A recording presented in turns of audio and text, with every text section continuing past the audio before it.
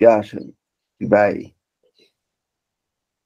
observando-se espiritualmente, quando tocava Frei Leão, imprimia na mente do discípulo, sem que o percebesse, uma força espiritual sobremodo inexplicável. A aura do frade tomava proporções descomunais. A sua inteligência se destacava como se tivesse duas cabeças, e diante de sua lógica, nada escapava. Era um conforto ouvi-lo, pois sua linguagem clássica ultrapassava o comum dos mortais. Nessas horas, o verbo de Frei Leão tomava uma tonalidade e alguém articulava por intermédio do companheiro. O Frei Leão começou a dissertar. Francisco, as experiências que estás vivendo de Francisco, revivendo João, deve-se ao fato de João Evangelista ser o mesmo Francisco de Assis dos nossos dias. Olha a revelação aí, olha que bonito, né? Essa é uma lei que grande parte da humanidade desconhece, mas que ainda não é hora de propagar no seio dos fiéis da Igreja, de que temporariamente fazeis parte integrante. A vossa presença e a de vossos companheiros aliviará a depressão de sentimentos, dando um toque de esperança nas vigas basilares da doutrina que começa a ruir. E de vosso conhecimento de vosso conhecimento que os livros sagrados, todos eles, sejam do Antigo Egito, da Índia e da China, dos iniciados da Caldeia e mesmo da Grécia e de Roma, inclusive a própria Bíblia, menciona com nitidez as transmigrações das almas de corpos em corpos. Basta recordar alguns tópicos para mais elucidação. Lembremos-nos de quando Nicodemos procurou o Cristo, informando do Mestre qual o melhor meio para entrar no reino dos céus. A resposta foi: nascer de novo. É certo que o nascer de novo não significa que poderemos nos transformar, seja sem que haja tempo suficiente e uma só existência na Terra, comparado com as necessidades do Cristo.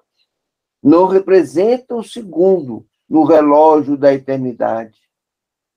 Então, para nos modificarmos é imprescindível vivemos muitas vezes no mundo, em corpos diferentes, em épocas variadas. Frei Leão, tomado por inteligência fora da matéria, que Pai Francisco identificara de pronto, pois era acostumado a esses transes, respirou profundamente, fez silêncio, como de costume nos grandes assuntos.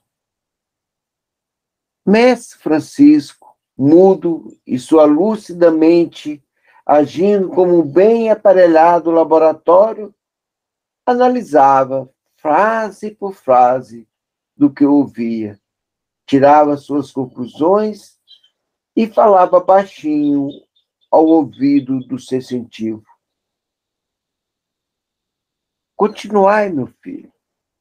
em nome de Jesus, dizei o que viestes dizer e que Deus nos abençoe. Prosseguiu Frei Leão,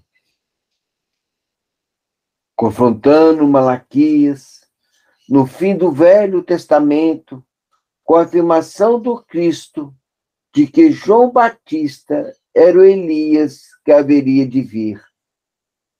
A razão nos favorece a mesma ideia, que poderemos nos revestir de quantos corpos forem necessários para a nossa felicidade. Santo Agostinho, um dos pais da igreja a que pertenceis, deixa entender a sua ascendência sobre a multiplicidade das formas por uma só alma. Jó fala abertamente da mudança de corpos e Moisés conhecia isso a fundo, pois era iniciado nas escolas do Velho Egito. Buda ensinava essa verdade abertamente para os seus discípulos. Sócrates, o mestre por excelência da filosofia espiritualista, conhecia a lei das vidas múltiplas, e seu discípulo Platão encontrava nas vidas sucessivas a justiça de Deus. Pitágoras viveu 30 e tantos anos na Caldeia e no Egito, no meio dos grandes mestres e místicos consumados, e não tinha dúvidas sobre esse assunto. Por ele, muito comum. Para ele, muito comum.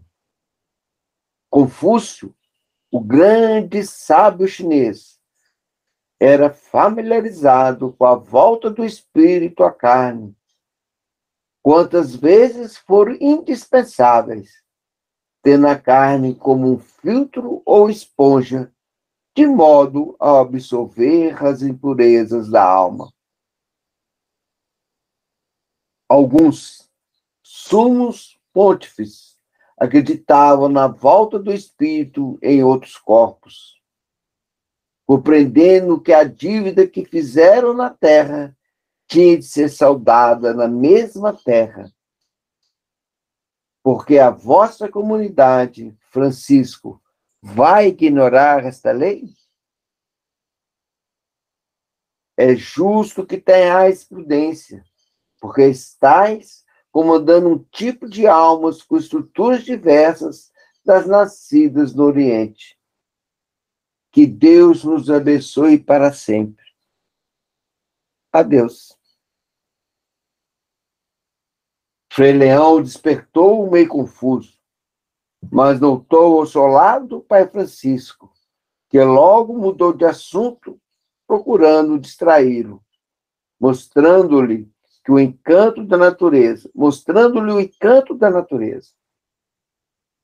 O homem de Assis conhecia a lei da reencarnação, mas manteve relativo silêncio, por notar a intransigência da Igreja Católica Apostólica Romana ante esse dogma transcendental, que vigora em todos os mundos e sobre todas as coisas viventes. Sentiu que sua real missão era introduzir o perdão, a humildade e o despreendimento no seio de toda a comunidade cristã. Porquanto ele já era olhado pelos princípios da igreja como quase um herege, e seria ainda mais se falasse das vidas sucessivas. Verdade que abalaria todos os dogmas de fé da religião oficial de Roma. Rômulo, deixa eu só fazer um comentário nessa parte. Foi muito bonito esse ponto em que o Frei Leão, mediunizado, foi passando essas informações sobre a reencarnação. E tem um livro que, nossa gente, eu super recomendo, que é um livro muito bacana, que se chama Os Grandes Iniciados. Esse livro, ele conta, né, como o título fala, grandes iniciados, Moisés, Pitágoras, Rama, e em todos esses sempre tem realmente o princípio da reencarnação. Dentre esses tem um que foi citado, que é a pessoa do Pitágoras. A gente conhece Pitágoras só pelo triângulo de Pitágoras, né? Parece que ele fez só aquilo. Na verdade, Pitágoras, ele foi um grande reformador social. O Pitágoras, ele, ali na Grécia, ele bem cedo, ele foi para o Egito, ele foi iniciado no Egito, ele foi para a Caldeia, passou pela Babilônia, foi até o Oriente, teve contato com a Índia. E quando voltou para a Grécia, ele já mais velho, ele resolveu fazer uma reformulação social. Ele criou uma ordem iniciática, aonde ele acreditava que... E ele queria fazer uma compilação das informações que ele tinha absorvido nessas várias e várias escolas, nesses vários locais. E ali ele começa a desenvolver uma escola que é ao mesmo tempo espiritual, então tinha vários princípios espirituais, eles eram vegetarianos, não tinha posse, era aceita a iniciação de homens e mulheres, era profundamente revolucionária, e ao mesmo tempo eles tinham uma pesquisa onde acreditavam que as leis universais, elas podiam ser descritas também pela matemática. Então, foi dali que vem a estrutura da música, né? As 7 notas musicais foram os pitagóricos que desenvolveram, né? Na matéria que eu oferto, de luz e som, a gente vai partindo desde os princípios do que se chama da monocorda, encontrando o que a gente chama das ondas estacionárias, e a partir dali a gente vai montando todas as notas musicais, né, todo o espectro das notas musicais na estrutura de Pitágoras. Então, ele fez um trabalho impressionante e foi tão revolucionário que eles foram perseguidos. Então, foi proibido, eles tiveram que se esconder, foram assassinados, né? Então não podia ser pitagórico, não podia existir aquele tipo de sociedade que era tão absurdamente revolucionária para aquela época. E a estrutura do Pitágoras foi a base das universidades modernas, né? Então a universidade, tal como existe, ela está ali na base do Pitágoras, que claro que bebeu nas fontes que já existiam das escolas antigas, que isso vem de muito, muito antes. Então, é uma figura que eu né, queria compartilhar aqui, já que foi citado ele, essa pessoa fantástica que foi o Pitágoras. Engraçado, não ia falar exatamente dele não, mas me lembrou, às vezes a gente fala, né, das formas como as informações chegam, né?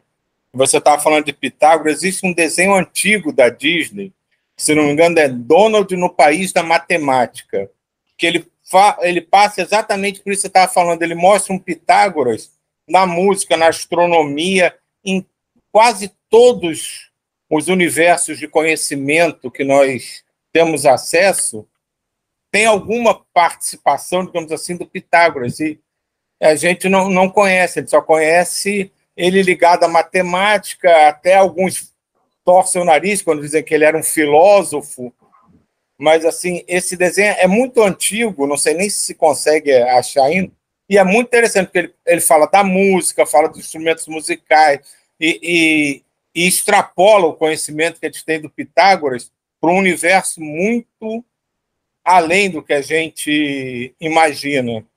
Mas o que eu também já ia pedir para parar nesse ponto que o Ismael falou, é da gente perceber como coisas que chegaram inatas foram sendo apagadas na evolução da humanidade. E esse conhecimento do processo reencarnatório foi uma delas. Foi só uma delas. No passado, os povos acreditavam como um conhecimento básico, inato, da reencarnação, de que a morte não era o fim de nada. E a evolução muito entre aspas, da humanidade foi apagando vários conceitos, simplesmente porque esses conceitos interferiam no jogo de poder. Como eu posso dominar as pessoas se eu não tiver alguma coisa que só eu detenha? Então, muitos conhecimentos, além desse natural da reencarnação, do processo ir e vir do mundo espiritual, foi sendo apagado, principalmente no mundo ocidental. E, mais uma vez, com a evolução e contaminação do mundo oriental pelo Ocidente, isso também começou a ser apagado no mundo oriental. E isso me remete àquela famosa espiral do Pietro Baldi, né, que a coisa vai e volta, e parece que volta tudo para o começo, mas não volta. E é uma eterna montanha-russa, né? Você chega num auge de iluminação e, de repente, parece que tudo acaba. Você volta lá embaixo, onde tudo é esquecido, e aí parece que dá um choque de realidade na humanidade e ela começa a reperceber que aquilo já existia, é só retomar o caminho. E assim a gente vai indo, né? É o gráfico que é sempre ascendente, mas você sobe e desce, sobe e desce. E isso é uma coisa que a gente tem que refletir com muito cuidado, né? Como esses conceitos que são tão importantes para a gente conseguem ser quase que exterminados da população geral e sem questionamento. A gente simplesmente aceita que isso é uma inverdade, que isso é uma balela e que a gente tem que acreditar em determinada coisa porque torna a nossa vida material melhor.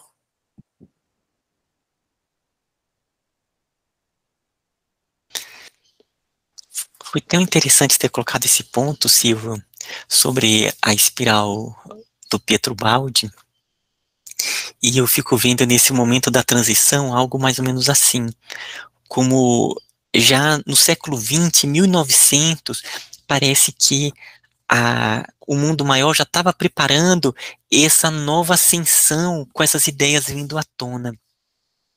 E começou com o maior contato entre o Oriente e o Ocidente. Então, esse contato do Oriente, que tinha ainda esse aspecto espiritual muito forte e, ao mesmo tempo, bem circunscrito ali, né? Então, ainda tínhamos o Tibete lá em Lhasa fechada ao estrangeiro, né? O estrangeiro não podia entrar. E no começo do século XX começaram vários movimentos que começaram a vir para o Ocidente. Então, por exemplo, a própria figura do Vivekananda, que começou a levar o yoga para o Ocidente, escrevendo livros numa linguagem que o ocidental pudesse entender, o Paramahansa Yogananda, né, que o próprio mestre falou assim, olha, vá para o Ocidente para ensinar. E o budismo começou a se espalhar pelo mundo, né? Até o momento em que a China invade, o budismo tibetano se espalha para todo o planeta. Aí vem a figura de Gurdjieff, que vem trazendo, Helena Blavatsky. Então, vários tipos de movimentos que vêm trazendo do Oriente para o Ocidente, que começa a fomentar. E isso que o Silvio colocou também, né? Do Ocidente, essa visão tecnológica começa a ir para o Oriente, e a partir de toda essa mudança, começam a vir esses conceitos numa nova linguagem. Uma linguagem que no século XX começa a trazer com as questões ecológicas, de hiperconexão, que vem com a tecnologia. Então começa a emergir uma nova forma de organização que é bem do século XXI, preparando o terceiro milênio, sabe? Então eu vejo meio que agora uma ascensão onde esses conceitos começam a vir das mais variadas formas, e é só um começo de uma força muito grande que está vindo aí, sabe? Eu achei bem bacana esse ponto que você trouxe. Inclusive, eles falam que estão voltando, né, esses grandes seres, a partir de... Não, assim, a partir de 2025, ainda a gente tem aí 2 anos, e a partir de 2025 voltarão aí milhares de grandes seres aí, que a gente já vai estar entrando já está sempre, né? Está sempre evoluindo, mas está entrando num outro processo em relação à transição. Você citou o Vivekananda. O Vivekananda veio a primeira vez para o Ocidente em 1890 e alguma coisa, que ele foi num congresso de religiões nos Estados Unidos, que nem era um país tão religioso. Agora eu teria que catar. Os discursos do Vivekananda, naquela época, são avançados para os dias de hoje. Claro.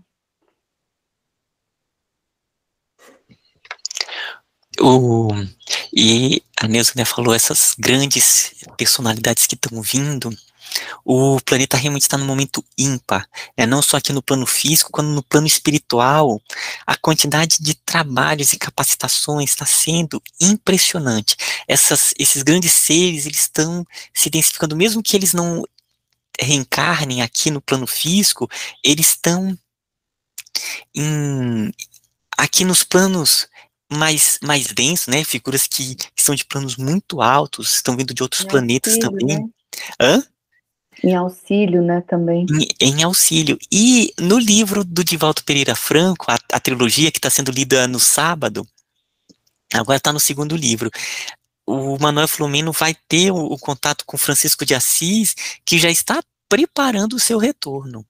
Imagina o que ele vem para trazer. Uma figura de um porte de Francisco de Assis, ele coloca princípios que é com um ciclo de milênios, sabe? Até hoje a gente está ainda assimilando o que a figura como Francisco de Assis ele traz. Então imagina, para colocar as bases do terceiro milênio mesmo. Vai vir, claro que esse vai vir no plano espiritual é muito relativo, né? Pode ser daqui a 60 anos, daqui a 100 anos, pode ser já nesse momento, a gente não sabe direito essas coordenadas espaço-temporais, mas Assim, ele já estava se preparando mesmo, junto com a equipe, para vir. Tá lá no livro Manuel Filomeno de Miranda contando essa preparação do Francisco retornando. Eles falam tão vindo, né, a partir e já vem chegando, né, desde antes, mas vai demorar, né, porque eles vão crescer, eles não vai reencarnar e pronto, no outro dia já vai estar, né, tem que ir aí no período aí de... E uma coisa que eu estava lendo, nesses grandes mestres retornam, e eu achei isso muito bonito até, eles estão retornando não apenas por esse processo para ajudar que nós sigamos em frente, não. Principalmente para auxiliar aqueles que, por uma infelicidade, não poderão seguir em frente. Então, a principal tarefa deles é acolher esses que não poderão, por motivos variados, seguir na transição, no passo acima da escada. Mas aqueles que ficarão, ou até alguns que retornarão para ajudar povos mais primitivos ainda. Então, essa é a grande função de amor deles, acolher para que o baque deles não seja maior ainda. E a gente se sentir parte, né, desse processo, né, de cuidar dessa vibração, tá o tempo todo elevando os pensamentos, tentando, né, ficar 24 horas conectado, né, e tá o tempo todo, né, mantendo essa vibração elevada é o que proporciona essa alteração aí, né, da atmosfera, né, todo um processo aí. A gente também pensa, né, vou fazer por mim, vou rezar todo dia, vou fazer isso, não é pra gente, né, é para esse movimento muito maior. Mas é justamente, a gente vibra para quem? A gente não vibra para os que estão bem, a gente vibra para aqueles que estão com algum tipo de necessidade ou desarmonia. Então, o nosso trabalho, claro, que numa escala ínfima relacionada ao deles, é o mesmo. A gente está deixando energias para que todo mundo possa se sentir bem nesse momento. E os que precisam mais dessa energia são aqueles que não estão ainda compreendendo a grandiosidade de tudo que está acontecendo. Eu gosto de ver essa transição com essa ideia de todos mesmo, né? Como nós também, como sendo necessitados, recebendo esse aspecto, os que não vão ficar, que muitos mestres estão indo lá para esses planetas para auxiliar, e é uma grande comunidade mesmo, uma grande comunidade em todos os pontos de cura nos seus vários níveis. E quando, né, eles vêm para auxiliar, é auxiliar todos nós, né, porque nós também somos aqui, se estamos nesse planeta, é porque nossos corpos, eles também estão doentes, nós estamos aprendendo nesse processo, uns já vão, aos poucos, criando consciência, outros não, e são muitos e muitos estágios desse ponto.